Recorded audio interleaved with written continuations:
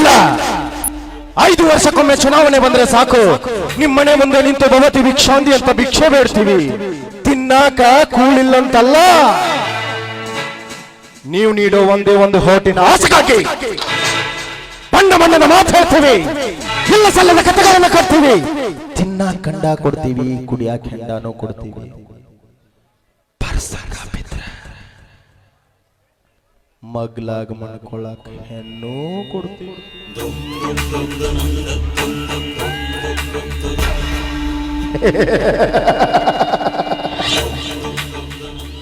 ಹ್ಯಾಂಗರ ಮಾಡಿ ಹಾಕಿರ್ತಾಳೆ. ಆಮೇಲೆ ಒಂದಲ್ಲ ಎರಡಲ್ಲ 5 ವರ್ಷ ಗುಮ್ತೀವಿ, ಗುಮ್ಮಿಸ್ಕೊಳ್ಳ. ಇದು ನಾವು ಹಾಕೋ ರಾಜಕೀಯ ಲೆಕ್ಕಾಚಾರ ನಿಮಗ ಅರ್ಥ ಆಗಲ್ಲ. ಅರ್ಥ ಆದ್ರೂ ಪಕ್ಕದಲ್ಲಿರೋನಿಗೆ ಹೇಳಲ್ಲ, ಹೇಳಿದ್ರು ತಿಳ್ಕೊಳ್ಳುವ ಅವನಿಗಿರಲ್ಲ. ಯಾಕಂದ್ರೆ ಎಲ್ಲಾರು ಬ್ಯೂಸಿ.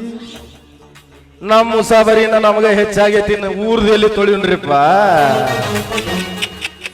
ನೀವು ಬದಲಾಗಲ್ಲ, ಬದಲಾಗಕ್ಕೆ ನಮ್ಮಂತವ್ರು ಬೇಡ ಇಲ್ಲ, ಬೇಡೋದಕ್ಕೆ ಚಾನ್ಸೂ ಇಲ್ಲ. ಆಫ್ಟರ್ ಆಲ್ ಒಬ್ಬ ಪಾನ್ ಶಾಪ್ ಹಾಕದವನು ಬೆಳಕಾಗೋದ್ರೊಳಗೆ 100 ಇದ್ದದ್ದು 200 ಆಗ್ಬೇಕಂತ ಆಸೆ ಪಡ್ತಾನೆ. ಇದೇ ನಿಮ್ಮ ಮುಸುಡಿನ ನಂಬಿಕೊಂಡು ಚುನಾವಣೆಯಲ್ಲಿ ಓಟ್ಗೆ 500,000 ಹಂಚಿದಿನಲ್ಲ, ಹ್ಯಾಂಗ ತೆಗಿಬೇಕ್ರಪ್ಪ, ಹ್ಯಾಂಗ ತೆಗಿಬೇಕು? ಭೂಮಿ ಮೇಲೆ ಒಂದು ಬೀಜ ಬಿತ್ತಿರೋ ರೈತ ಒಂದು ತೆನೆಗೆ ಆಸೆ ಪಡ್ತಾನೆ, ನಾವು ಆಸೆ ಪಡುತ್ತಪ್ಪ. That is my own business.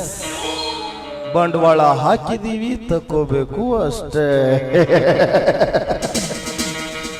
ಸರ್ಕಾರಿ ದವಾಖಾನೆ ಮಾಡಿಕೊಡ್ರಿ, ಸರ್ಕಾರಿ ಸಾಲಿ ಮಾಡಿಕೊಡ್ರಿ, ರಸ್ತಾ ಮಾಡಿಕೊಡ್ರಿ ಅಂದ್ರ ಹಿಂದ ಬಿದ್ದಿರೋ ಬೋಕ್ಯಾರ ನಿಮ್ಮ ಬಂಡವಾಳ ಹಾಕಿದೀವಿ ಬಂದ ಮೇಲೆ ಬಂಡವಾಳ ತಕ್ಕೊಳಕ. ಇದು ನಮ್ಮಂತ ರಾಜಕೀಯ ಕಿರಾತಕರು ಹಾಕೋ ಲೆಕ್ಕಾಚಾರ. ನಿಮಗ ಅರ್ಥ ಆಗಲ್ಲ, ಅರ್ಥ ಆಗೋದಕ್ಕೆ ನಾವು ಬಿಡೋದಿಲ್ಲ. ನೀವು ಯಾವತ್ತಿದ್ರು ಅಲ್ಲೇ ಇರಬೇಕು, ನಾವು ಇಲ್ಲೇ ಇರಬೇಕು.